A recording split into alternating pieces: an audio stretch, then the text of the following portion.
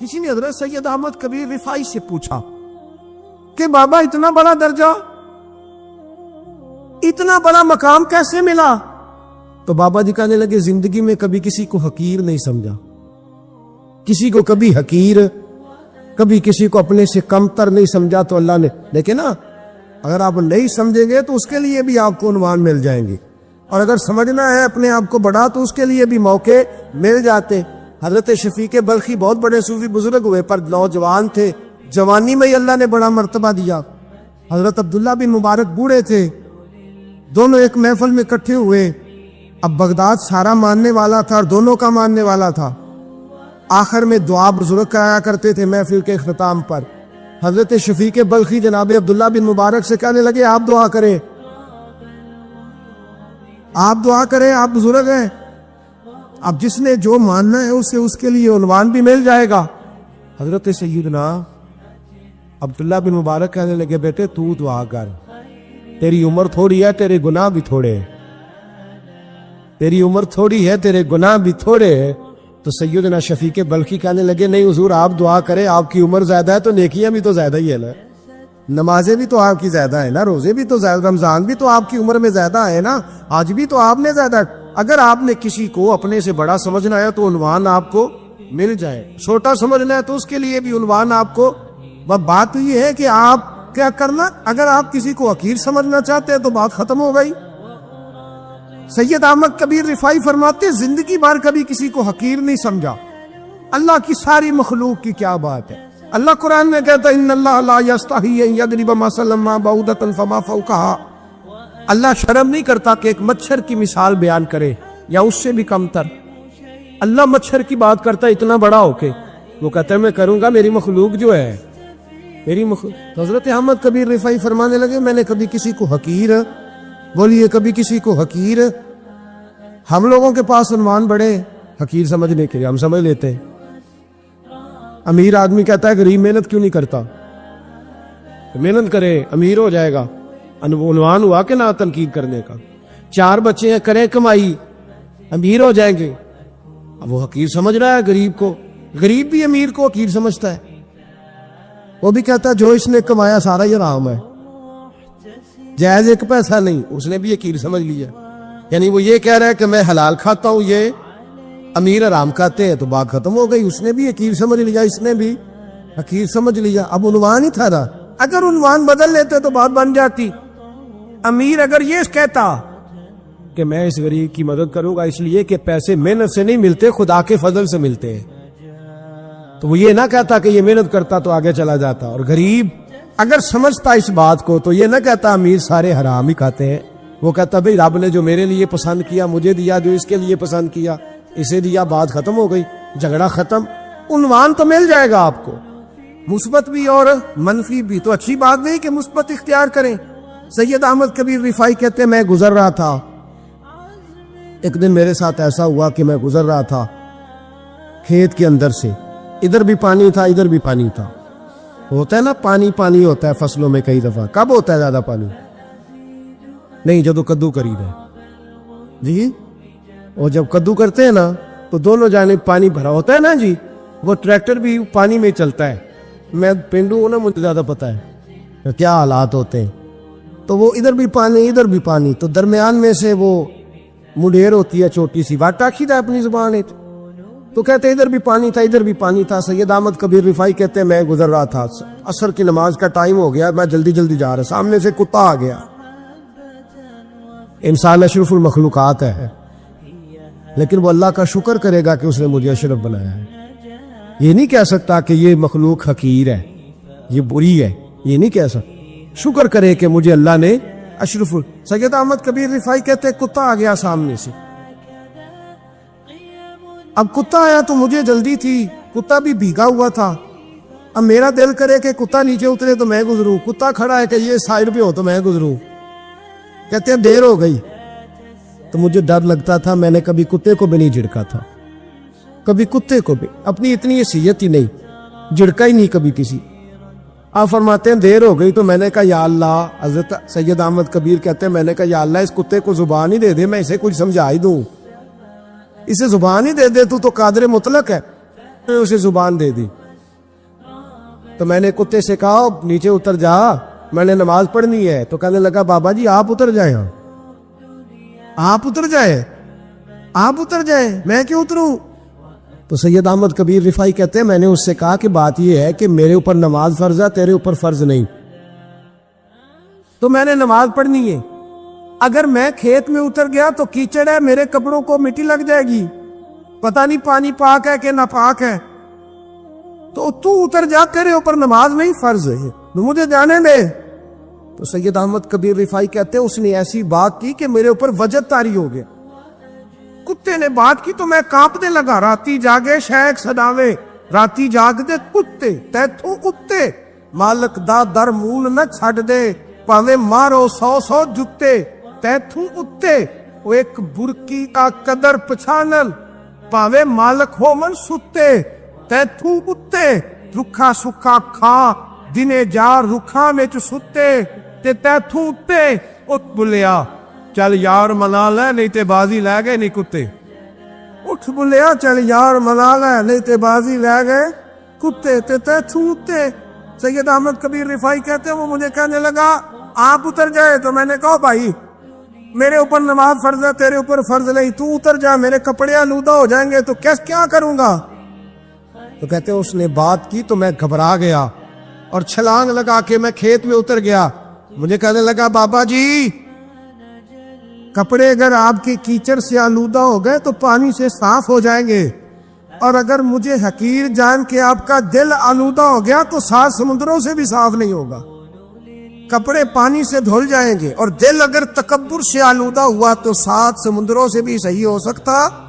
نہ حقیر نہیں جاننا، نہ مولوی کو، نہ صوفی کو، نہ درویش کو، نہ کھیت میں کام کرنے والے کو، نہ پٹھے پہ مزدوری کرنے والے کو، نہ گاڑی کا شیشہ صاف کرنے والے کو، نہ تیل ڈالنے والے کو، نہ کسی کو حقیر نہ جان، نہ کسی کے حال پہ طنز کر، نہ کسی کے غم کا مذاق اڑا، وہ جسے چاہے جیسا نواز دے. یہ مزاج لطف رسول ہے. نہ کوئی آیا لے کے چلا گیا، کوئی عمر بھر بھی نہ پا سکا. میرے مولا تجھ سے گلا نہیں، یہ تو اپنا اپنا نصیب ہے. بھائی حقیر نہیں جاننا. سید احمد کبیر رفاعی فرماتے ہیں وہ کتا تو گزر گیا، میں دوڑا گھر گیا، جا کے میں نے غسل کیا، کپڑے بدلے. فرماتے ہیں پہلے بھی میں اثر پڑتا تھا، پر آج جب نماز پڑھی تو بڑا ہی مزہ آیا. میں سر سجدے میں رکھوں میرا اٹھانے کو جی ہی نہ چاہے، میں رکوع میں جاؤں تو میرا سر اٹھانے کو دل ہی نہ چاہے. میرا دل کرے آج مغرب لیٹ ہو جائے، آج سورج دیر سے غروب ہو، میں آج سارا دن اثر ہی پڑھتا رہو. بھائی جب تو عاجزی والی پڑھتا ہے، جب تو انکساری والی پڑھتا ہے، جب تو حضرت سیدنا معاویہ بن خدیج ایک حضرت معاویہ بن سفیان ہے، ایک معاویہ بن خدیج صحابی ہے، وہ کہتے ہیں میں جنگ فتح کر کے آیا تو سخت گرمی کا موسم تھا، مجھے پتا تھا کہ عمر فاروق دوپہر کو آرام کر رہے ہوں گے. اب فرماتے ہیں میں مسجد نبی میں بیٹھ گیا، ایک بچی جناب عمر کے گھر سے نکلی تو مجھے کہنے لگی معاویہ آپ کا نام ہے؟ میں نے کہا ہاں. اندر جا کے جناب عمر کو بتایا تو عمر دوڑے آئے، اور جب آئے تو سر پہ ٹوپی کوئی نہیں، پیروں میں جوتا کوئی نہیں. کہنے لگے میں تیرا انتظار کر رہا تھا، آج مجھے امید تھی تو آئے گا، تو نے بتایا کیوں نہیں؟ تو میں نے کہا حضور مجھے پتا ہے رات ساری آپ چہرے پہ کپڑا ڈال کے مدینے کی گلیوں میں رہتے ہیں، تو دوپہر کو آپ آرام کرتے ہوں گے، اس لیے میں نے کوشش کی کہ آپ کو بیدار نہ کروں، آپ آرام کر رہے ہوں گے، اس لیے یہ میں نے کوشش کی کہ میں بیٹھتا ہوں مسجد میں آرام کرتا ہوں، جب آپ آئیں گے تو دیکھی جائے گی. حضرت عمر فاروق نے جلال کیا، فرمایا تو مجھے غافل سمجھتا ہے کہ میں سو جاؤں گا؟ اور آپ فرمانے لگے میں قوم کا خادم ہوں جس کی اتنی زیادہ رعایا ہو کو سو جائے چپ کر کے، میں نے جواب نہیں دینا اللہ کی بارگاہ میں. فرمایا میرے امیروں کی طرح سونے جاگنے کے وقت مقرر نہیں، میں قوم کا خادم ہوں، جس وقت بھی آیا کرو مجھے جگا لیا کرو، مجھے قبر میں جا کے خدا کو بھی جواب دینا ہے، محمد مصطفیٰ کو بھی جواب دینا ہے. دوستو، بزرگوں اور بھائیوں، اللہ تبارک و تعالی نے اس امت کو ساری امتوں کا سردار بنایا. کنتم خیر امت کہہ کے اس امت کو اللہ تعالی نے تمام امتوں کی امامت عطا کر دی. رب کریم نے نبی کریم علیہ السلام کے صدقے سے ہم گناہگاروں کو بھی وہ فضیلت عطا کی جو حضور کے غلاموں کو نصیب ہے. لیکن بڑا آدمی وہ ہوتا ہے جس کی سوچ بڑی ہو، جس کے افکار بلند ہوں، جس کی نگاہ پاک ہو، جس کا حوصلہ بڑا ہو۔ اللہ تعالیٰ نے ہمیں امامت دی ہے امتوں کی، لیکن اگر سوچیں سطحی قسم کی ہوں، ذہن چھوٹے چھوٹے مفادات کے ہوں، ساری زندگی انسان اپنی دکان کی، اپنی ذات کی، اپنے گھر کی، اپنی برادری کی سوچ سے باہر ہی نہ نکلے، تو وہ آفاقیت جو اللہ اور اس کے پیارے محبوب صلی اللہ علیہ وسلم ہمیں دینا چاہتے ہیں وہ ہمیں کیسے حاصل ہوگی؟ جو قومیں اپنے چھوٹے چھوٹے ذاتی مفادات کے لیے ملی سودے کرے، اپنا گھر بنانے کے لیے ملکوں کو مقروض کر دیں، تو وہ کیسے دنیا کی امامت کا فریضہ سر انجام دیں گے؟ ساری زندگی اگر انسان اس رٹے سے باہر نہ آئے کہ میں کیسے اونچا ہو سکتا ہوں، میرے بچے کیسے آگے جا سکتے ہیں، مال کیسے کما سکتا ہوں، یہ میرا گھر بہت بڑی حویلی میں کیسے بدل سکتا ہے، فیکٹری 1 کی 4 کیسے ہو سکتی ہیں، اور کوئی ملی کام ہی نہ کرے، تو وہ آفاقیت جو اسلام چاہتا ہے وہ کیسے پیدا ہوگی؟ اقبال کہنے لگے کہ عجب نہیں کہ خدا تک تیری رسائی ہو، پر تیری نظر سے پوشیدہ ہے آدمی کا مقام۔ تو بندے کو ہی نہیں سمجھ سکا تو وہاں تک تو کیا جائے گا؟ جب تک سوچوں میں وسعت نہیں آتی۔ دیکھیں نا، ڈاکٹر اقبال ہمیں کہتے ہیں کہ بازو تیرا توحید کی قوت سے قوی ہے، تو وطنوں میں، سرحدوں میں اپنے آپ کو قید نہ کر، تو اللہ تبارک و تعالیٰ کا نائب ہے اور خدا کے فضل کا تیرے اوپر سایہ ہے۔ بازو تیرا توحید کی قوت سے قوی ہے، اسلام تیرا دیش ہے اور تو مصطفی ہے۔ تو اپنے مذہب کو اسلام جان، اپنے وطن کو، اور تھوڑی بڑی سوچ پیدا کر، تھوڑا بڑا۔ اور اقبال کہنے لگے وقت فرصت ہے کہاں، کام ابھی باقی ہے، ابھی آرام سے بیٹھ گئے ہو، ابھی آرام سے بیٹھ گئے ہو، ابھی تو دنیا میں رسول اللہ صلی اللہ علیہ وسلم کے نظام کے جھنڈے کو بلند کرنا تھا، حضور کی آفاقی تعلیمات سے پوری دنیا کو تم نے روشناس کرانا تھا۔ اقبال کہنے لگے وقت فرصت ہے کہاں، وہ کام ابھی باقی ہے، نور توحید کا اتمام ابھی باقی ہے، بھی تو آگے بڑھنا تھا۔ لیکن سطحی سی سوچیں، چھوٹی چھوٹی باتیں، مثلاً امیر دولت کے چکر میں اور غریب اس کمزوری کے احساس میں کہ میں تو غریب ہوں جی، میں تو، غریبی کو بیچا تو نہیں نہ جاتا، غریبی کوئی فار سیل تو نہیں ہوتی، غریبی وہ زخم تو نہیں جسے دکھا دکھا کے بندہ پیسے وصول کرے۔ آپ اپنی غریبی کو بھی کیا سیل کریں گے، اپنے آنسو بھی بیچیں گے کہ میں چونکہ کمزور ہوں تو لہذا فٹافٹ میری بولی لگا دی جائے۔ لا یسألون الناس الحافا، قرآن کہتا ہے انہیں بڑی بھی ضرورت ہو تو پھر بھی لپٹ لپٹ کے سوال نہیں کرتے، ان کی سوچیں بڑی ہوتی ہیں۔ وہ کہتے ہیں بندے کیا دے سکتے ہیں، سیٹھ کیا دے سکتے ہیں، نواب کیا دے سکتے ہیں، اللہ رسول سے مانگیں گے۔ ان کی بڑی سوچیں ہوتی ہیں۔ وہ شاعر تھا نا، بیچارہ شاعر ناراض نہ ہو جائیں، یہ بھی بیچارے قابل رحم ہوتے ہیں، ساری دنیا سو رہی ہوتی ہے تو یہ چھتوں پہ پھر رہے ہوتے، کہتے ہیں آمد ہو رہی ہے، تو یہ بھی ایک عجیب بعض اوقات کیفیت بن جاتی ہے۔ تو اس کی بھی حالت کچھ تھوڑی زیادہ ہی پتلی تھی، کپڑے بھی پھٹ گئے، کسی چوک میں مکھیاں بھنک رہی تھی، تو کسی نے سمجھ لیا کہ شاید غریبی بیچے گا۔ ایک بندہ سیٹھ گزرا تو 5 روپے پھینک گیا، تو شاعر اسے کہنے لگا یہ اٹھا اپنے پیسے لے جا، کہنے لگا وہ آپ کو اس لیے دے ہیں کہ آپ کو ضرورت تھی، بڑا خوددار آدمی تھا، کہنے لگا اگر ضرورت ہوگی تو میں رب سے مانگ لوں گا، اللہ سے مانگ لوں گا ضرورت پڑے گی تو۔ یہ آرزوئے کرم اور میں آپ سے کروں، یہ آرزوئے کرم اور میں آپ سے کروں، یہ بھیک اس کو دی ہے جس کا خدا نہ ہو، میں مانگ لوں گا اللہ رسول مجھے دیتے ہیں۔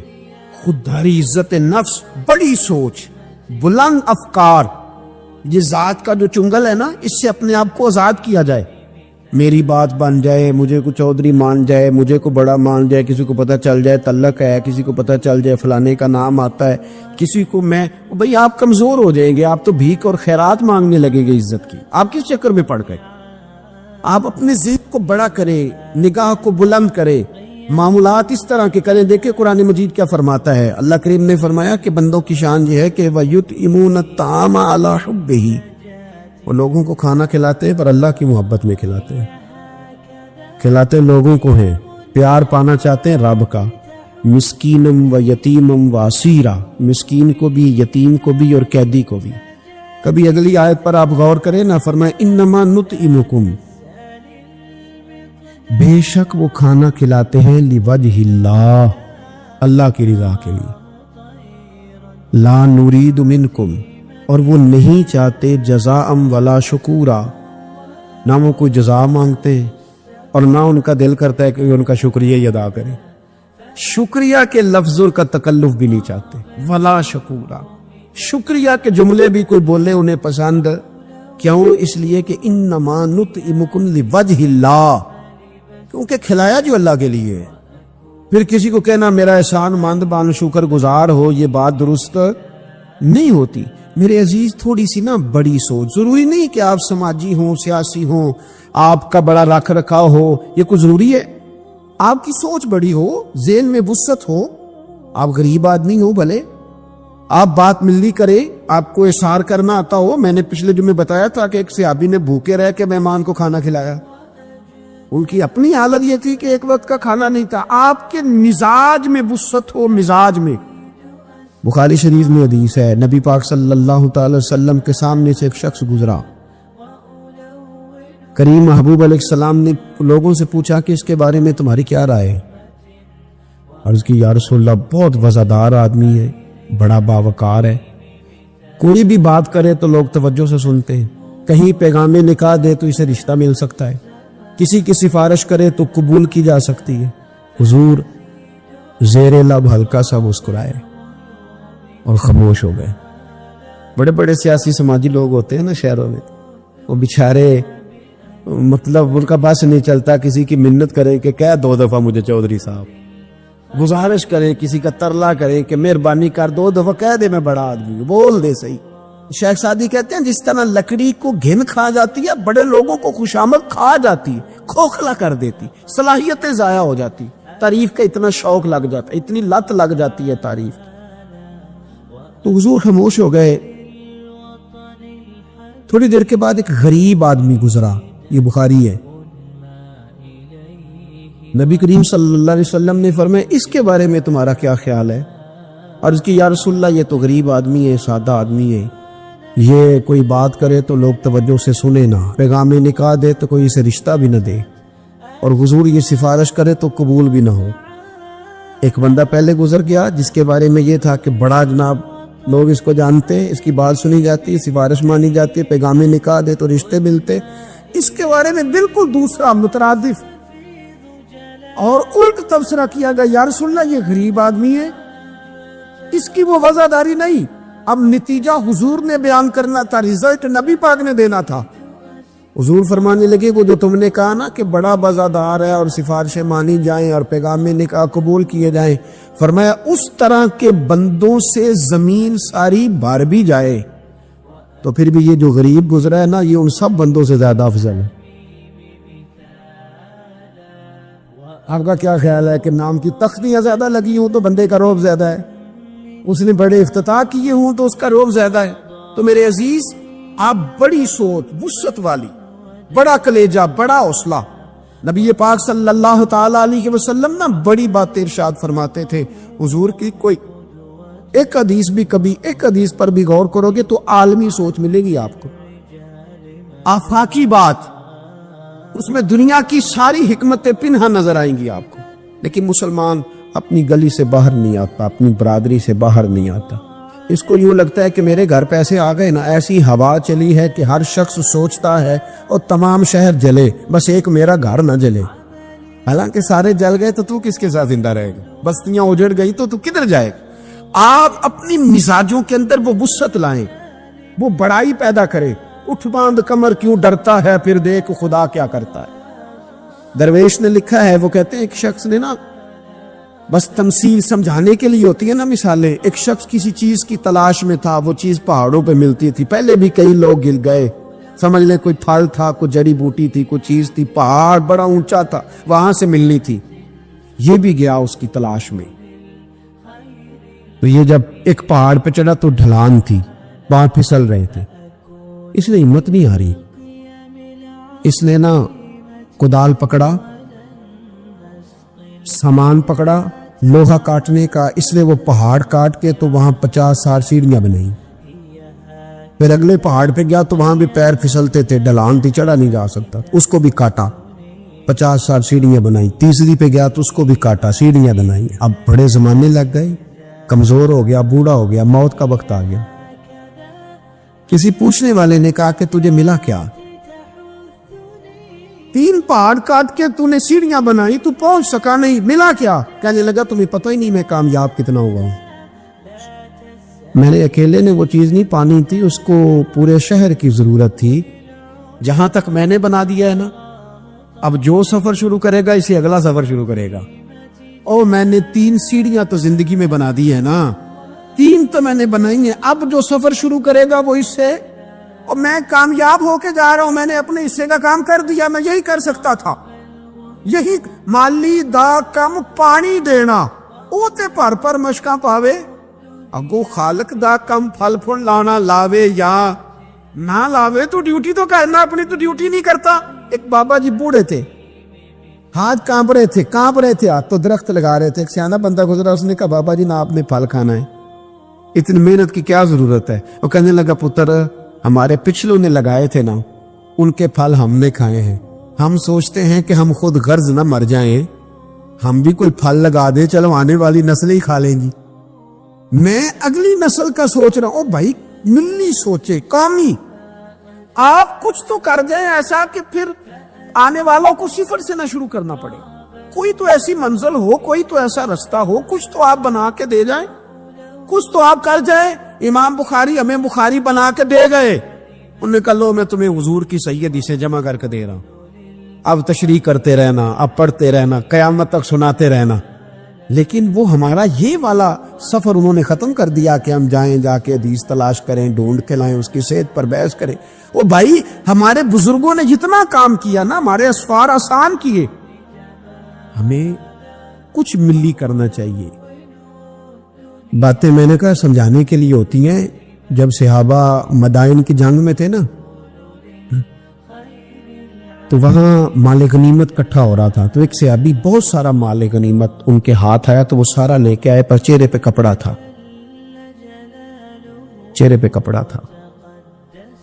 انہوں نے لا کے وہ مال غنیمت دیا, واپس جانے لگے تو لوگوں نے پوچھا یار تم اتنا مال لے آئے ہو, تم رکھ بھی سکتے تھے, ہمیں کیا پتا تھا تمہارے پاس ہے, تو نام ہی بتا دو.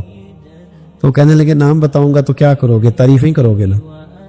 میں وہ تعریف کرانا چاہتا ہوں جو میرے رب کریم کی بارگاہ سے انعام ملے اور فرشتوں کی زبانوں پہ آئے. تم تو 1-2-4 منٹ کے لیے کرو گے, بات ختم ہو جائے گی. اور پھر کہنے لگے اگر تم نے ضرور ہی کرنی ہے نا تو میرا نام چھوڑو, میرے رب کی تعریف کرو جو تعریف کے قابل ہے. الحمدللہ رب العالمین, اس کی کرو تعریف. تمہیں میں کیوں نام بتاؤں؟ کہتے وہ چلے گئے صحابی چھوڑ کے, تو لوگوں کو اتنا تجسس ہوا کہ کوئی پیچھا کر رہا ہے, کوئی ان کے دوستوں سے پوچھ رہا ہے, کوئی ان کے قبیلے سے پوچھ رہا ہے. جب وہ سارے لوگ گھوم رہے تھے نا, اللہ اکبر, تو صحابی سے لوگوں نے کہا کہ آپ کے پیچھے تو لوگ لگ گئے ہیں. کہنے لگے دیکھ لو, پھر اگر میں نے اپنی تعریفیں روکی تھی تو میرے رب نے جگہ جگہ میری تعریفیں کرا دی, جگہ جگہ. اور میرے دل میں ابھی بھی نہیں ہے کہ میری تعریف کی جائے. تعریف اس رب کی ہونی چاہیے جو تعریف کے لائق ہے. ہم نا سطحی سوچے پیدا کرتے ہیں, سطحی. صاحب نے ایک جگہ پہ لکھا ہے, اس نے کہا یہ جہاں آج منگلا ڈیم ہے نا, یہاں پہلے میرپور شہر ہوتا تھا اصل. ایک جنگ میں جب یہ تباہ ہوا نا تو بڑا درد تھا شہر کے پرانے لوگوں میں کہ ہمارا شہر پھر سے آباد ہو جائے. کہتے ہیں میری ڈیوٹی تھی, ایک افسر میرے ساتھ اور تھا, جیپ میں جا رہے تھے, ایک بوڑھا آدمی اس کی بیوی ساتھ, گدھے پہ 2 بوریاں رکھ کے گزر رہا ہے. ہمارا گاڑی قریب سے گزرنے لگی تو ہاتھ دے کے کہنے لگا پتر بیت المال کدھر ہے جہاں مال جمع کراتے ہیں؟ حکومت کی وزارت خزانہ کا دفتر کہاں ہے؟ کہتے میں نے بوڑھے کو دیکھا اور اس کی بیوی کو دیکھا, دونوں, ایک نے اس طرف سے بوری پکڑی, ایک نے اس طرف سے, گدھا چل رہا ہے. میں نے ان سے کہا بابا کدھر جا رہے ہو اور یہ کیا ہے؟ کہنے لگے پتر ہمارا شہر تباہ ہو گیا ہے, تو میں نے اور میری بیوی نے کئی مہینے لگا کے ملبہ صاف کر کے چاندی اور سونا جمع کیا ہے. یہ 2 بوریوں میں بھرا ہے. پتر صحیح نظر بھی نہیں آتا. یہ پہنچانا ہے ذرا بیت المال میں تاکہ ہمارا شہر پھر سے بن جائے. حکومت کے خزانے میں پیسے آئیں, یہ بستیاں پھر سے آباد ہو جائیں. ہمارے بزرگوں کی, ہمارے بڑوں کی یہاں قبریں ہیں. یہ شہر بستا رہے, ہنستا رہے, لوگ یہاں آتے رہیں. کوئی ہماری قبروں پہ. کہتے میں نے بابے کے ہاتھ دیکھے تو چھالے سے بھرے ہوئے, اس کے کپڑے دیکھے تو پھٹے ہوئے, بوری سونے کی بھری ہوئی. کہتے میں رو پڑا. میں نے کہا تیرے قربان جاؤں, تو نے اتنی محنت کی ہے گھر بنانے کے لیے نہیں, شہر بسانے کے لیے. او بھائی, کوئی شہر بسانے کو بھی تو محنت کرے نا, کوئی ملک بنانے کو بھی تو محنت کرے نا, کوئی دین کے آفاقی پیغام اور آفاقی قدروں کی بحالی کے لیے بھی کوشش کرے نا. سطحی سوچے تمام شہر جلے بس ایک میرا گھر نہ جلے. کوئی ایسا کام, کوئی ایسا معاملہ, کوئی ایسی چیز جو آفاقی ہو, جو بڑی ہو. آپ کی سوچے اگر تھوڑی سی بھی وسعت پیدا کر دے تو اللہ تعالیٰ اس میں آپ کے لیے برکت پیدا کر دیتا ہے. آپ تھوڑا سا ذوق پیدا کریں, تھوڑا سا. میرے اسا فرمایا کرتے تھے مدرسوں کے بچوں سے پیار کرتے رہنا, خدا اپنے بچوں پہ ویسے ہی رحمت کرتا رہے گا. کسی غریب کی اشکشوئی کرتے رہنا, گھر کا چراغ خود بخود ہی جلتا رہے گا. سوچیں چھوٹی ہے, سطحی ہے, ہمارا مفاد چھوٹا ہے, ہم اس کے اندر وسعت لانے کو تیار نہیں ہوتے, چھوٹا لالچ برپا کرتے ہیں, حضور بڑی سوچ دیتے. سراقہ بن مالک کہتے ہیں کہ ابو جہل نے کہا کہ 100 سرخ اونٹ ملیں گے جو حضور کو معاذ اللہ گرفتار کرے گا. میں 100 سرخ اونٹوں کے لالچ میں گیا اور میں حضور تک پہنچ گیا. وہ تو حضور نے حکم دیا تو زمین نے میرے گھوڑے کے پیر پکڑ لیے, اندر دستے چلے جا رہے تھے. کہتے میں نے کہا کہ حضور میں 100 سرخ اونٹ کے لالچ میں آیا ہوں. اس زمانے میں سب سے بڑی سلطنت کیسر روم کی تھی, اور اس کی جو شے سب سے زیادہ مشہور تھی وہ سونے کے کنگن تھے. ظاہری طور پر بڑا بادشاہ اور بڑی چیز ہاتھوں میں. آپ خاص غور کریں میں کیا کہنے لگا ہوں. او سنگیو, وہ کہتے ہیں میں آیا تو 100 سرخ اونٹ کے لیے. تو حضور مجھے فرمانے لگے تو 100 سرخ اونٹ کے پیچھے میں ہے اور میں تیرے ہاتھوں میں کسرا کے کنگن دیکھ رہا ہوں.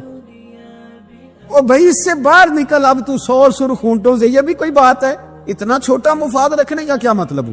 آپ اپنی زندگی میں بڑی اور آفاقی سوچ پیدا کرے. امام غزالی کہتے ہیں تو بانٹنے کا ذہن تو بنا, خدا تجھے بانٹنے کی توفیق بھی عطا کر دے گا. ذوق تو پیدا کر, لیکن نہیں. چھوٹی چھوٹی باتیں, تھکی تھکی باتیں, کچی کچی باتیں, کمزور کمزور سہمے سہمے سے لوگ. او حالات کے سہمے ہوئے لوگوں کو بتا دو حالات بدل جاتے ہیں, کوئی ایک جیسے نہیں رہتے. ہر وقت کمزور بات کرنی اور ہر وقت جناب انداز. حضرت سیدنا امام زین العابدین بڑا بانٹا ہوں, سوچ بہت بڑی تھی, یعنی آفاقی مزاج کے لوگ, اونچے قد کا مزاج, اونچے رویے. ایک بندہ آپ کے پاس آیا تو اس نے آ کے کہا حضور میں بھوکا ہوں, مجھے کھانا چاہیے. تو امام صاحب نا اونچی اونچی آواز میں رونے لگ گئے, رو پڑے, درد کے ساتھ روئے. پھر گھر گئے, کھانا تھیلے میں باندھ کے سامان لائے اور لا کے نا دیوار کے ساتھ رکھ دیا. اس کو بلایا, کہنے لگے فلانی دیوار کے ساتھ میں نے کھانا رکھا, اٹھا کے لے جا. آپ کے صاحب زیادہ کہنے لگے ابا جی ایک تو رونا آپ کا میری سمجھ میں نہیں آیا, لوگ سوال کر ہی لیتے, اور پھر یہ کہ آپ نے دیوار کے ساتھ رکھا تو اسے دے دینے میں کیا حرج تھا. تو امام صاحب فرمانے لگے پتر رویا اس لیے ہوں کہ یار وہ بھوکا تھا اور مجھے پتہ ہی نہیں تھا. پتہ نہیں کتنی بھوک سے کہ اسے کہنا پڑا ہے. درد آیا ہے کہ خدا سوال کرے گا کہ تیرے پڑوس میں بندہ بھوکا تھا, اس گلی میں بھوکا تھا, تجھے پتہ ہی کوئی نہیں تھا. رو پڑا ہوں کہ مجھے خبر ہونی چاہیے تھی, اور وہاں اس لیے رکھا ہے کہ ہمیشہ لینے والا ہاتھ دینے والے ہاتھ سے چھوٹا ہوتا ہے. لینے والا ہاتھ نیچے ہوتا ہے, دینے والا اوپر ہوتا ہے. آپ فرماتے ہیں میری طبیعت نہیں مانتی کہ کسی مومن کا ہاتھ میرے ہاتھ کے نیچے آئے.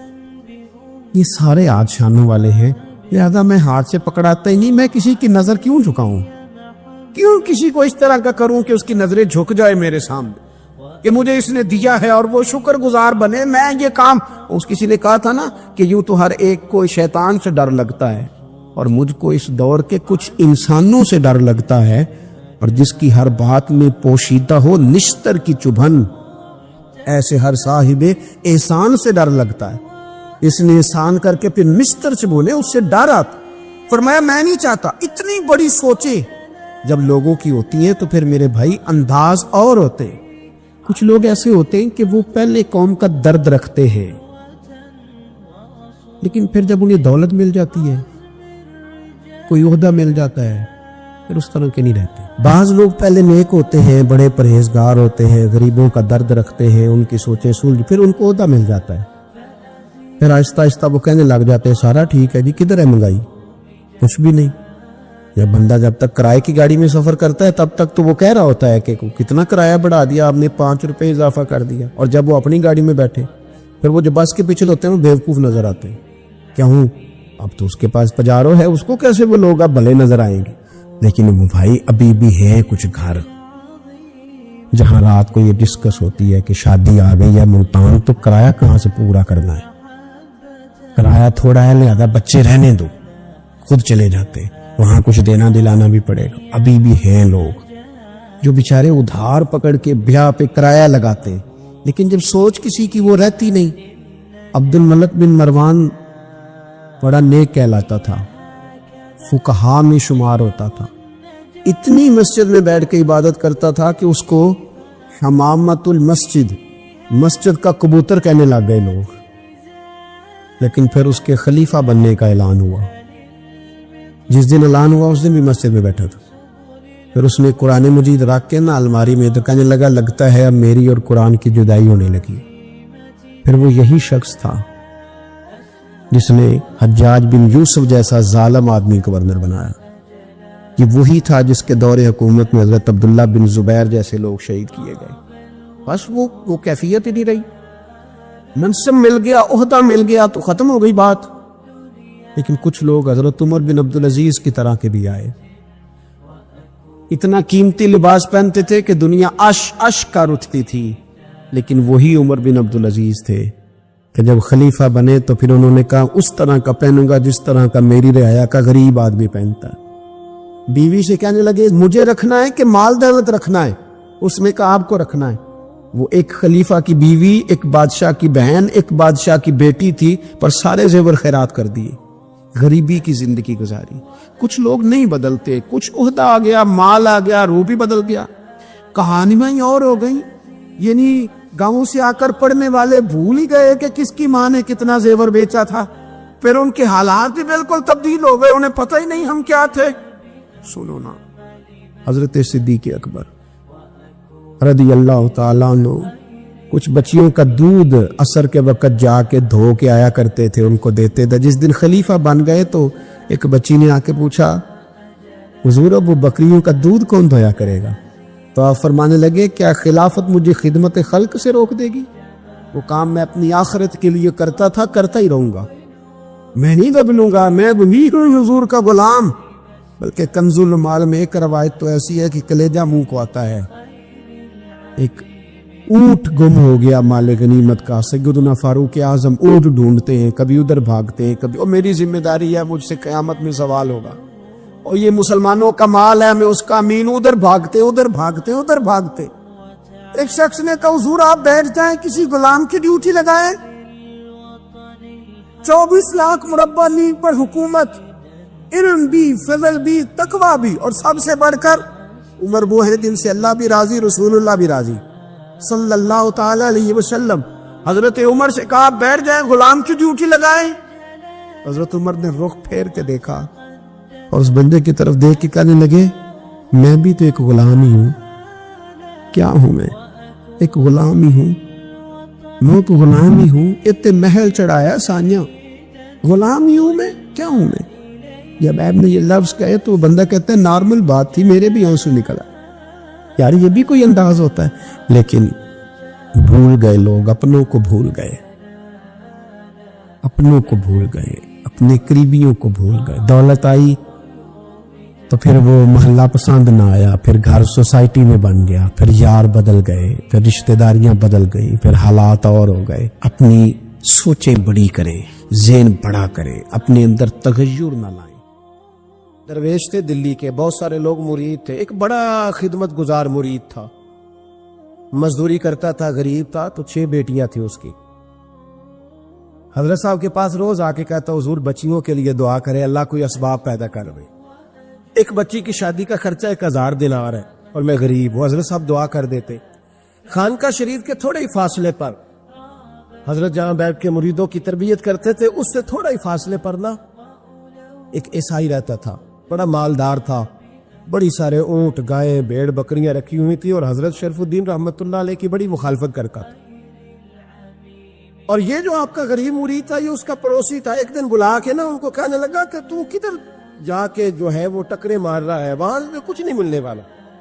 وہ تجھے کیا دیں گے جن کی خانقاہ خود چندے پہ چلتی ہے, مدرسہ چندے پہ چلتا ہے, مسجد چندے پہ چلتی ہے, تیری بیٹی کا معاملہ کہاں حل ہوگا؟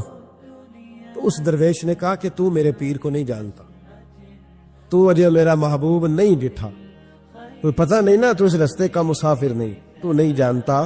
ان کا بس چلے نا تو وہ ہر قیمت میں میری بیٹیوں کی شادی کرا دے. اب وہ عیسائی تھا, کہنے لگا اچھا چلو ٹھیک ہے, اگر اتنی بات ہے نا تو جاؤ ان سے جا کے کہہ دو کہ 6 سال کے لیے میرے ساتھ معاہدہ کر لیں, اور میرے جانوروں کو چارہ ڈال دیا کرے, 6 سال ڈیوٹی کرے, میں 6000 دینار دے دیتا ہوں. وہ میرے ساتھ 6 سال میرے جانوروں کو چارہ ڈالے رکھتے ہیں نا, اب چارہ ڈالنے کے لیے ایڈوانس پیسے دے کے. اب تو لوگ انہیں بھی غلام ہی بنا لیتے ہیں, بڑی تھوڑی تنخواہ دیتے ہیں, ظلم کرتے ہیں, پورا معاوضہ نہیں دیتے. حضرت شیخ شرف الدین کے بارے میں وہ کہنے لگا جو اپنے پیر سے جا کے کہہ کہ میرے جانوروں کو 6 سال چارہ ڈالے, میں 6000 دے دیتا ہوں, تو جو کہتا ہے ہر قیمت پہ جانے کو تیار ہے. اس نے جب یہ بات کی تو مرید نے ناراض ہو گیا, وہ لڑائی ہو گئی, گریبان پکڑ لیا, جھگڑا ہوا, بات بڑی دور گئی. اس طرح کی بات کرتا میرے حضرت کے بارے میں, تیرے جیسے کئی میں وہاں کام پہ رکھا دوں. جب وہ بڑی بحث ہوئی, بات محلے میں, علاقے میں پھیل گئی, دنیا نے سن لی, تو شیخ شرف الدین تک بھی پہنچ گئی. اس طرح جھگڑا ہوا ہے. لوگ سو گئے عشاء کی نماز کے بعد. حضرت صاحب نے نا سر پہ کپڑا لیا, اس عیسائی کے دروازے پہ دستک دی. وہ باہر آیا, فرمانے لگے لوگ تو سوچ سمجھ کے ملازم رکھتے ہیں, تو نے بھی تو سوچ ہی لیا ہوگا, تبھی تو مجھے آفر کی ہے. تو اپنی آفر پہ قائم ہے, واقعی مجھے رکھ لے گا اور 6000 دینار دے دے گا؟ کہنے لگا جا بابا کام کر اپنا. فرمایا نہیں, تو نے اتنے لوگوں میں بات کی, اتنی بحث ہوئی, تو قائم ہے؟ کہنے لگا میں تو قائم ہوں, پر آپ نے نہیں قائم رہنا. فرمایا میں سوچ سمجھ کے آیا ہوں. اس نے کہا آپ ڈیوٹی کریں کہ بھینسوں کو چارہ ڈالیں گے؟ فرمایا ایک شرط, بس جب اذان ہو جائے نا تو مجھے رب کی نماز پڑھنے کی اجازت دے دینا, باقی صبح و شام جو تو کہے گا. اگر اس غریب کی بیٹیاں بیائی جائیں تو مجھے اور کیا چاہیے, اس کی 6 بیٹیوں کا بوجھ ہے اس کے سر پہ, تو مجھے رکھ لے. اللہ اکبر. وہ کہنے لگا چلے پہ میرے ساتھ خط بندگی کر لے. آج کل ہم اسٹام کرتے ہیں, اس زمانے میں خط بندگی ہوتا تھا, غلامی کا خط, قاضی شہر کے پاس. یعنی اس کا خیال تھا کہ چلو اسٹام کی بات کروں گا تو بھاگ جائیں گے. فرمایا چل میں تیار ہوں. قاضی تک گئے, طے ہو گیا, 6000 دینار دے دیے. حضرت نے مرید کو بلایا, فرمایا پتر یہ لے جا, جا میری بیٹیوں کو روانہ کر دے. کہنے لگا حضور یہ کیا کر رہے ہو آپ, کچھ سوچیں. فرمایا یار جب تجھے بیٹا بنا لیا تو پھر میری پوتیاں تو لگتی ہیں نا, میرا حق تو بنتا ہے نا, جا کے ڈیوٹی کر, ان کو بیاہ دے. بات پھیل گئی. بادشاہ بھی عقیدت مند تھا, وہ 12000 دینار لے کے پہنچا. کیا بتاؤں ان رب کے بندوں کا دل کیسا ہوتا ہے, کیا درد ہوتا ہے, کیا رنگ. 12000 دینار لے کے بادشاہ آیا اور آ کے حضرت کو پیش کیے کہ حضور آپ دے اس عیسائی کو ڈبل دے اور جائے کام کرے. آپ فرمانے لگے تو پیسے دے, شرطیں نہ لگا, میرا جہاں دل کرے گا میں خرچ کروں گا, مجھے تو مزہ ہی اب آنے لگا ہے. ابھی تو لطف آ رہا ہے, ابھی تو ذائقہ آیا ہے کچھ کرنے کا.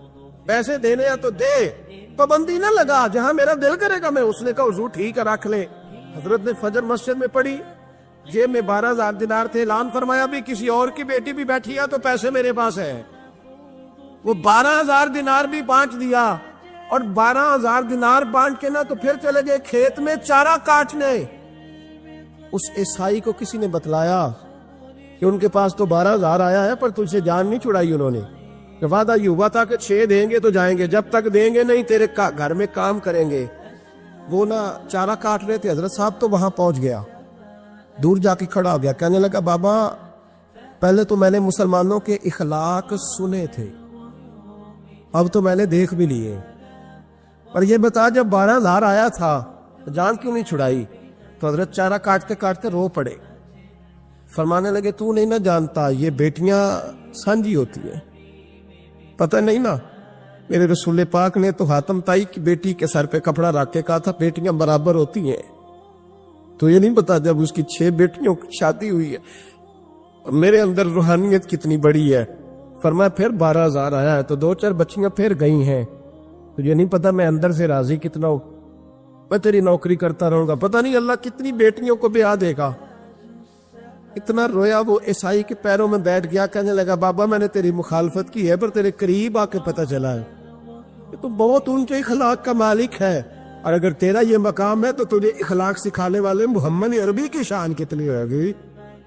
حضرت عائشہ صدیقہ رضی اللہ تعالیٰ عنہ فرماتی ہیں ایک عورت تھی اور اسے نبی پاک صلی اللہ تعالیٰ علیہ وسلم نے وہ کلمہ پڑھ کے مسلمان ہوئی، مدینہ طیبہ آ گئی تو حضور نے مسجد نبوی شریف میں اس کے لیے مکان، ایک سادہ سا کمرہ ساتھ مسجد کے بنوا دیا، وہیں رہنے لگی۔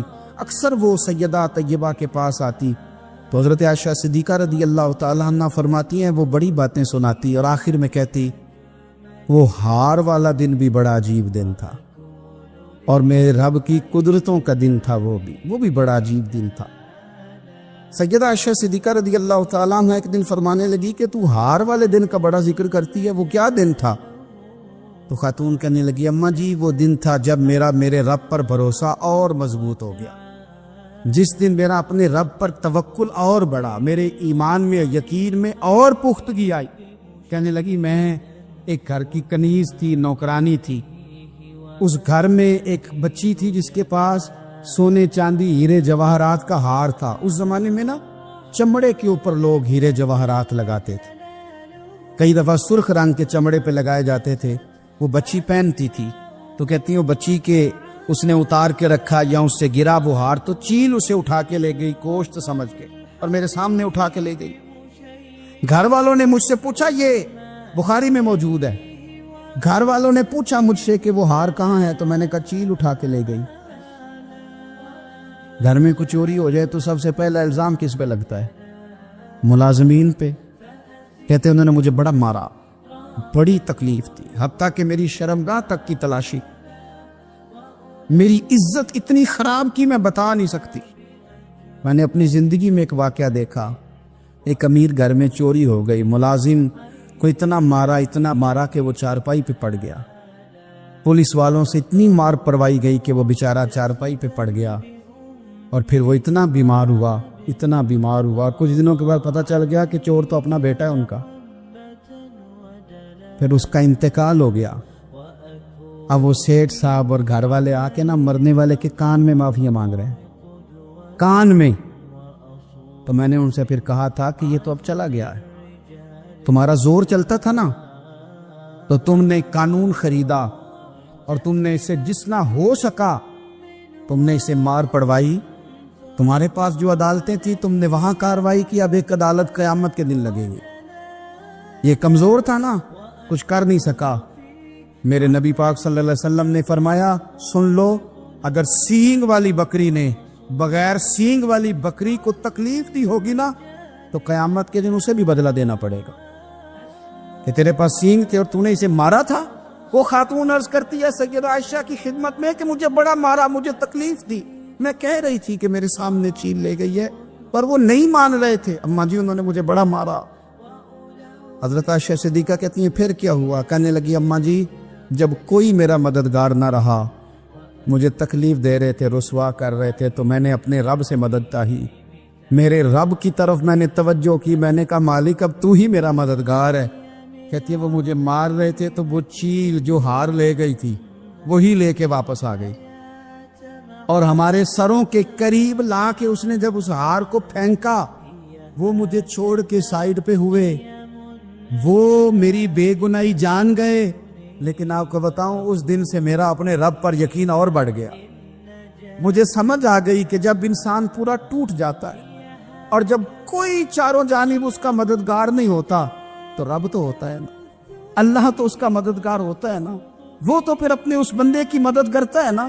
پھر وہ تو توانائی دیتا ہے نا, وہ تنہا نہیں چھوڑتا, وہ تو آنسوؤں والوں کے آنسوؤں پہ بڑا کرم فرماتا ہے, وہ تو قسم پرسی میں آ جاتا ہے, اس کی رحمت بڑھ کے استقبال کر لیتے. پھر سیدہ عائشہ صدیقہ کہتی ہیں زمانہ سو جاتا اور میرے رسول مصلی بچھا کے کھڑے ہو جاتے. او یار, کھیتی باڑی کر کے نہیں, محنت مزدوری کر کے نہیں. جناب عائشہ کہتی ہیں میں یہ بھی دیکھتی کہ حضور ایک آیت شروع کرتے تو ساری رات اسی کو پڑھتے, اور میری نظر جاتی تو قدم مبارک پہ ورم آ جاتا. یار نماز پڑھ کے, اتنی مشقت کر کے, اتنی جد و جہد کر کے ورم آ گیا, یا رسول اللہ اتنی محنت کیوں کرتے ہو؟ فرمایا افلا اکون عبدا شکورا, کیا میں اپنے رب کا شکر گزار بندہ نہ بنوں؟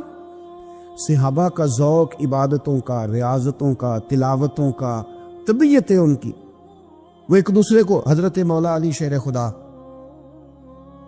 کرم اللہ تعالی وجہ الکریم کے زمانے میں روم کے بادشاہ نے کہا یار یہ مسلمانوں کا پتہ تو کرو, یہ آخر کیوں اتنے زیادہ مجاہد ہیں. اس زمانے میں جاسوس بھیجنے کا مزاج تھا, اب تو جاسوس پکڑا جاتا ہے, اب تو جاسوس, اور جاسوسی کا شوق ویسے آج بھی ہے. عرض کروں تھوڑی سی بات اس عنوان سے. پتہ کیا ہمارا مسئلہ ہے, ہم جہاں جاتے ہیں نا وہاں تھوڑی خوشبو سونگنے کی کوشش کرتے ہیں. وہ کیا ہے تو یہ کیا ہے تو ادھر کیا ہے تو تھوڑا سا. نبی پاک علیہ السلام نے فرمایا جاسوسی نہ کرنا ورنہ تم بندوں کو خراب کر دو گے, اور فرمایا اس طرح نہ ہو کہ تم کسی کے اب کھول نہ نکلو تو تمہارے پہلے کھول جائیں. یہ جو ذوق ہے نا یہ ختم کریں, چھوڑیں. مطلب آپ کس چکر میں پڑے ہوئے ہیں, اتنی زیادہ توجہ کرنے کی کیا ضرورت ہے؟ نے کام سے کام رکھیں, اس میں بندہ تھوڑا سا نا آسان رہتا ہے. یہ جو بہت زیادہ ٹٹولنے والے لوگ ہوتے ہیں نا وہ بےچارے پھر عمر ٹٹولتے ہی گزار دیتے, اس لیے کہ مزاج ہی بہت پکا ہے. بوری کا منہ کھول کے اندر تک ہاتھ ڈالنا, تو پھر کئی دفعہ سامنے سے بچھو بھی لڑ جاتا ہے, خرابی ہوتی ہے. تو جاسوسی کی جاتی تھی, اس نے بھی جاسوس بھیجے کیونکہ قبیلوں کے لوگ تھے, کچھ مسلم کچھ کافر, پہچانے نہیں جاتے تھے لوگ, تو کچھ لوگ اس نے بھیجے. انہوں نے آ کے نا تحقیق کی, ریسرچ کری کہ آخر ماجرا کیا ہے. تو واپس جا کے انہوں نے رپورٹ دی نا روم کے بادشاہ کو. اس رپورٹ کا ایک جملہ بڑا شاندار ہے, وہ کہنے لگا بادشاہ ہمیں مسلمانوں کی کوئی سمجھ نہیں آئی, ہمیں کوئی سمجھ نہیں آئی. انہوں نے کہا بھائی کیوں نہیں سمجھ آئی؟ کہنے لگے یار عجیب بندے ہیں, جب رات مسلح پہ بیٹھتے ہیں تو یوں لگتا ہے ان کا دنیا سے رشتہ ہی کوئی نہیں, کوئی کسی کو نہیں جانتا. کوئی اپنے دکھ سنا کے رو رہا ہے, وہ اپنی بات کر کے رو رہا ہے, لگتا ہے کہ ان کا کوئی رشتہ ہے ہی نہیں جب مسلح پہ بیٹھتے ہیں. اور فرمایا جب سویرے یہ جہاد کرنے نکلتے ہیں تو لگتا ہے ان سے زیادہ دلیر ہی کوئی نہیں. حالانکہ جو مسلحوں پہ رونے دھونے کے لوگ ہوتے ہیں وہ کئی دفعہ جہاد میں کام نہیں کرتے, لیکن عجیب لوگ ہیں کہ رات کے راہب ہیں, دن کے مجاہد ہیں, کوئی سمجھ نہیں آتی. میرے عزیز, ان لوگوں نے مسلح آباد کر کے رکھا, تلاوتیں ان کا ذوق رہی, منظر روز پڑھنا, اسباق پڑھنا, وظائف پڑھنا, یہ ان کا ذوق رہا. اعلیٰ حضرت بریلوی رحمت اللہ نے 1000 کتاب لکھی ہے, لیکن الوظیفۃ الکریمہ کے نام سے جو وہ صبح و شام وظائف پڑھتے تھے وہ الگ انہوں نے ان کو بیان کیا, پابندی کے ساتھ اپنی اللہ اللہ کرتے. شیخ شہاب الدین سہروردی رحمت اللہ علیہ اس پر ایک بندے نے اعتراض کیا, اس نے کہا جی آپ کس قسم کے صوفی ہیں, مرید بیٹھے ہیں اور آپ وہاں نفل پڑھ رہے ہیں. یہ بڑا مسئلہ ہوتا ہے نا, جو بندہ ملنے آتا ہے وہ اپنے ٹائم کے حساب سے آتا ہے, اور اس کا یہ بھی خیال ہوتا ہے کہ پیر صاحب جو ہیں وہ چونکہ درویش ہیں تو نہ انہیں روٹی کھانی چاہیے نہ سونا چاہیے, چونکہ وہ درویش ہیں, اور ہم چونکہ درویشوں کے ماننے والے ہیں لہذا ہمارا یہ طریقہ ہونا چاہیے کہ جیسے ہم کہیں درویش ویسے ہی کر جائے.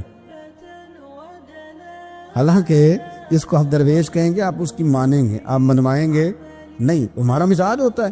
شیخ شہاب الدین پر لوگوں نے اعتراض کی, حضور لوگ ملنے آئے ہیں, زیارت کرنے آئے ہیں, بندے دعا کرانے آئے ہیں, اللہ اللہ کرانے آئے, اور آپ نفل پڑھ رہے ہیں. کیا جملہ ہے, کیا حسن ہے, کیا خوبصورتی ہے.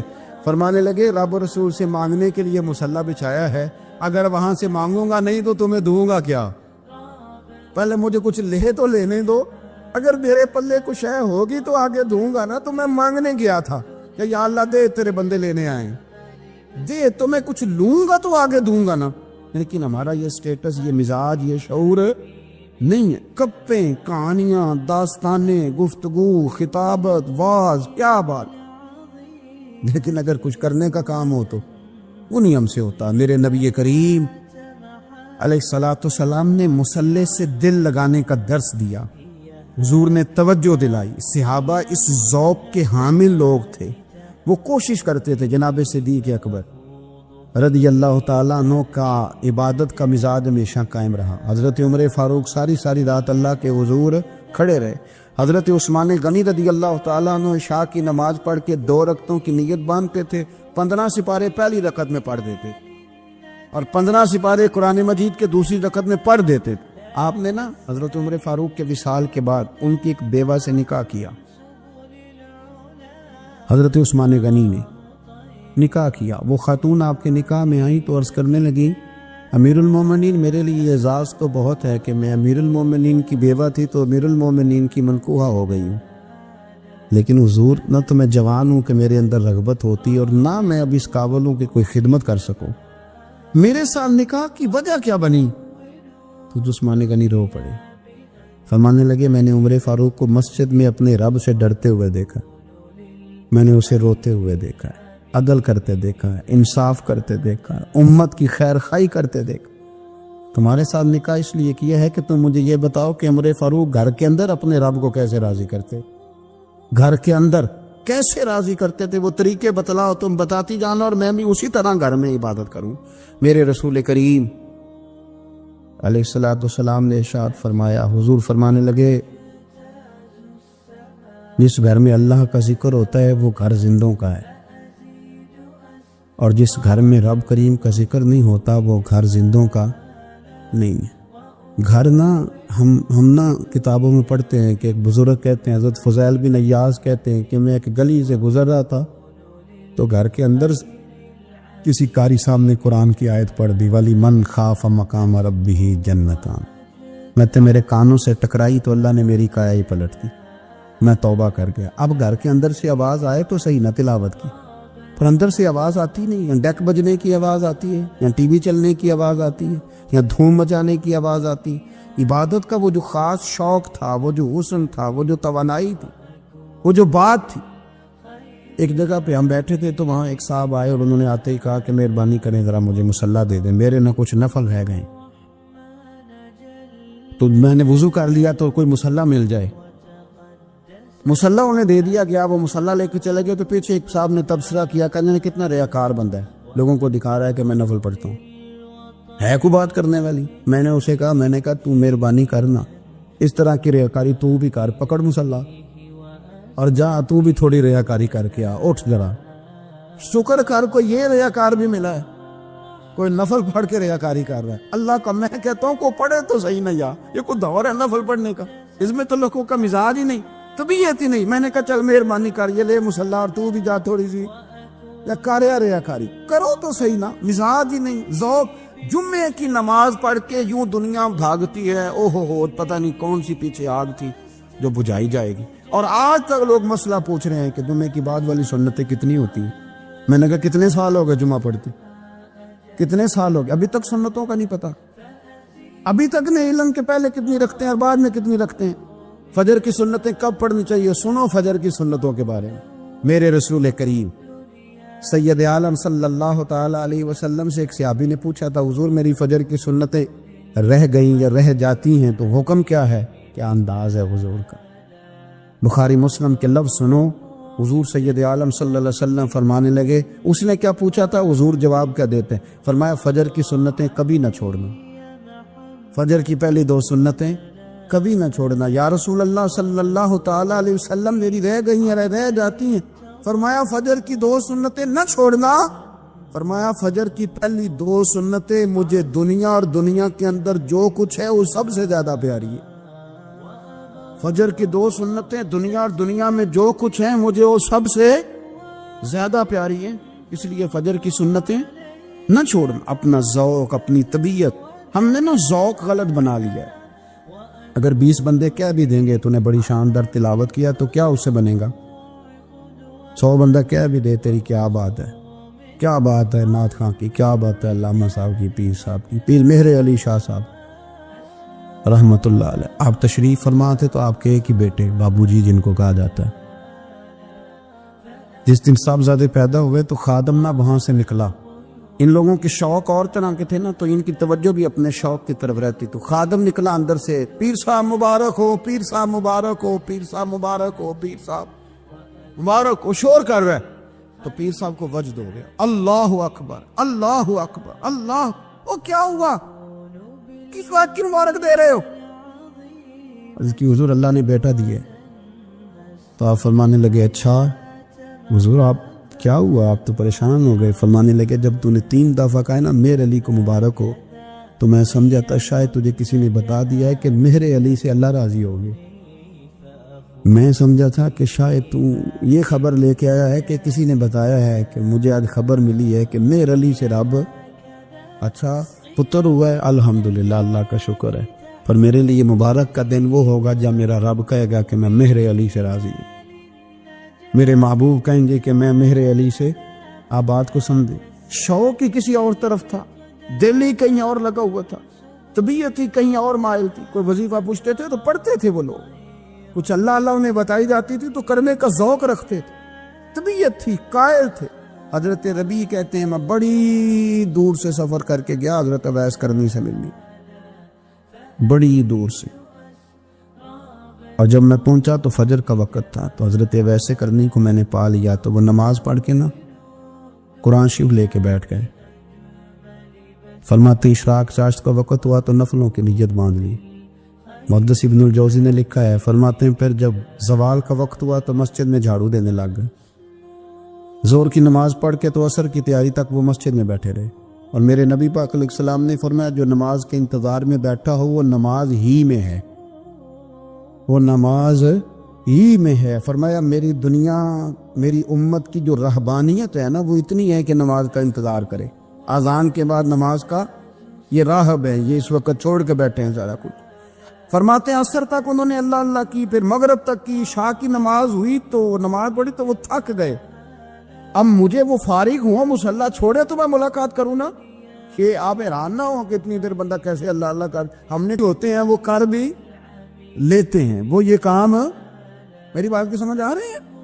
جب جاتے ہو کسی دفتر میں تو 8 گھنٹے کھڑے رہ لیتے ہو نا، مجبوری ہوتی ہے تو کھڑے رہا جا سکتا ہے. پاسپورٹ کے دفتر بولیے، امیگریشن کی لائنوں میں، اور میں نے تو ایمبیسیوں میں بندے 12 گھنٹے پہلے جا کے کھڑے دیکھے، رہ لیتے ہیں کھڑے. تو اگر ان کاموں کے لیے رہا جاتا ہے تو اللہ رسول کے لیے بھی کھڑے رہا جا سکتا. تو فرمانے لگے کہ جب عشاء کی نماز کے بعد آخر انسان تھے، تھک گئے، نیند کا غلبہ ہوا تو تھوڑی ایسے آنکھ بند ہوئی تو کھلی تو رونے لگے. حضرت ویسے کرنی رو کے کہنے لگے مالک مجھے غافل تو نہ کر، کبھی میں نے کیا بھی کچھ نہیں، دن ختم ہو گیا، کوئی نفل نہیں، کوئی اللہ اللہ نہیں، اللہ مجھے غافل نہ کر، میری مدد فرما. فرماتے ہیں جب وہ روئے تو میرے ساتھ جو شخص تھا میں نے کہا اٹھو چلیں. کہنے لگا حضور ملنا نہیں. فرمایا جو میں لینے آیا تھا وہ مجھے مل گیا، جو میں ان سے سیکھنے آیا تھا وہ مجھے نصیب ہو گیا. اب اور میں نے کیا لینا، ختم ہو گئی بات، اٹھو چلیں. اللہ کے بندوں نے حضرت ربیعہ بن کعب اسلمی رضی اللہ تعالیٰ عنہ فرماتے ہیں، کہتے ہیں جب بنو قریظہ اور بنو نذیر یہودیوں کے ساتھ حضور علیہ السلام نے جنگ کا اعلان فرمایا تو وہ دشمن ہو گئے. ہمیں خطرہ تھا کہ وہ رات کو کہیں محبوب کو تکلیف نہ دے.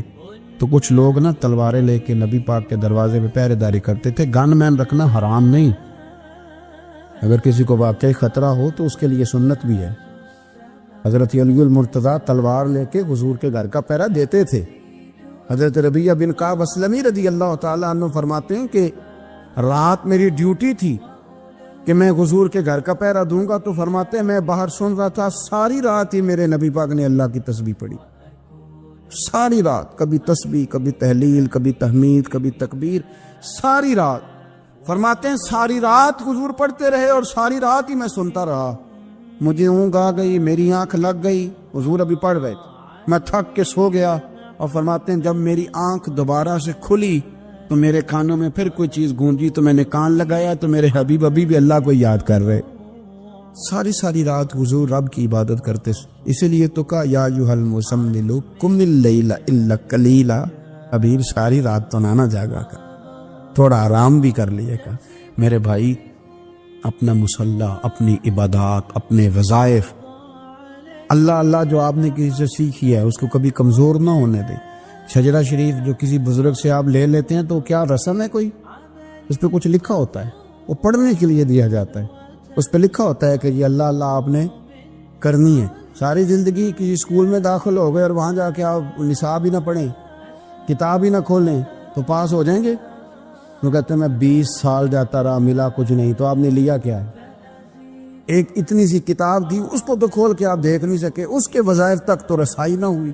اس لیے کہ اللہ اللہ کرنا مشکل ہے اور تصویر کھنچانا یہ آسان کام ہے. تو جو آسان ہے اس طرف ہماری توجہ لگی رہتی ہے اور جو مشکل ہے اس طرف ہم ذوق پیدا نہیں کرتے. یا ایھا الناس اعبدوا ربکم الذی خلقکم والذین من قبلکم لعلکم تتقون.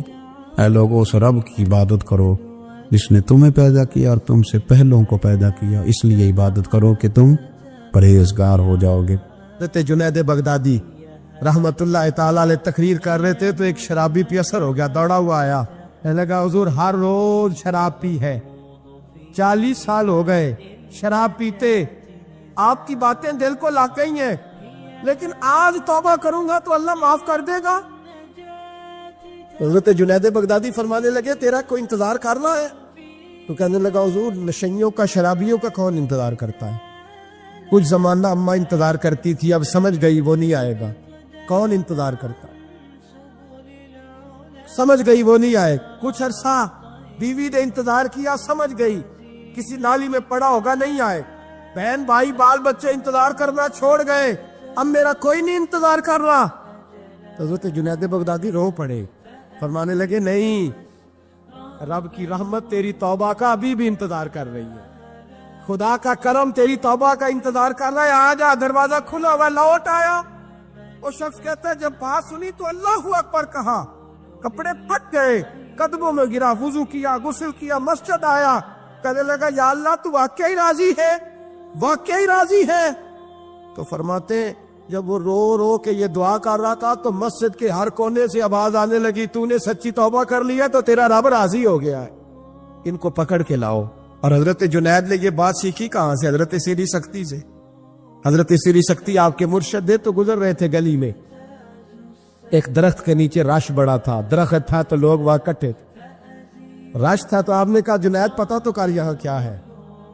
لوگوں نے کہا حضور ایک شرابی شراب کے نشے میں مست اول فول بول رہا ہے اور لوگ تماشا دیکھ رہے. حضرت گئے, چھڑی ہاتھ میں تھی, جوانوں سے کہا چلو نکلو بھاگو. سب لوگ چلے گئے. تو فرمایا جنید جا پیالے میں پانی لا. فرماتے میں پانی لایا تو حضرت نے اپنے ہاتھوں سے اس کا منہ دھو ڈالا. اللہ کرے ان کا کوئی منہ دھونے والا ہی آ جائے, اللہ کرے کوئی آئے جو ان کا منہ دھو ڈالے. یہ تو بیچارے اب الجھ گئے گناہ میں, کوئی آئے ان کا بازو تھامے, منہ دھو ڈالا.